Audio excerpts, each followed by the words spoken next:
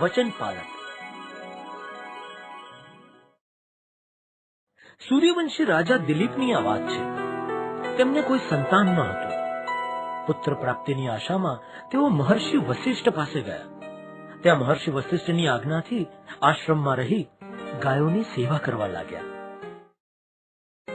એક દિવસ રાજા દિલીપ ગાયો ચરાવતા હતા કે અચાનક એક વિકરાળ સિંહ ત્યાં આવી ગયો.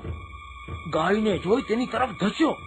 આ જોઈ રાજાએ હથિયાર ઉપાડવા પ્રયત્ન કર્યો, પણ હાથ ચાલ્યો નહીં.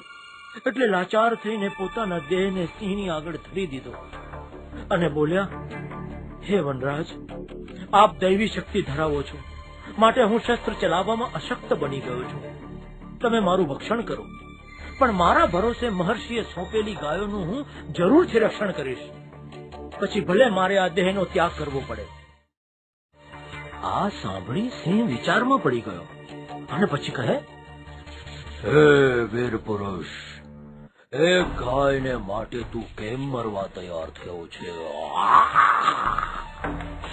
રાજા દિલીપે ઉત્તર આપ્યો, બીજાઓનું ક્ષત એટલે કે ઘામાંથી રક્ષણ કરે તે જ ખરો ક્ષત્રિય કહેવાય.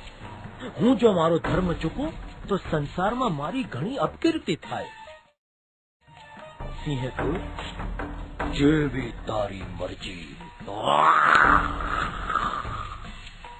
ચાલ, થઈ જા મરવા માટે તૈયાર. આ સાંભળી રાજા દિલીપ આનંદપૂર્વક મૃત્યુની રાહ જોતો સિંહની સામે એકી ટશે જોવા લાગ્યો. પરંતુ આ શું?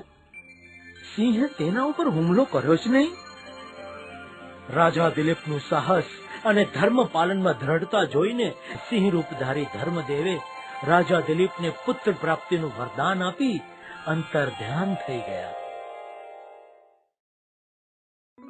વચન પાલન.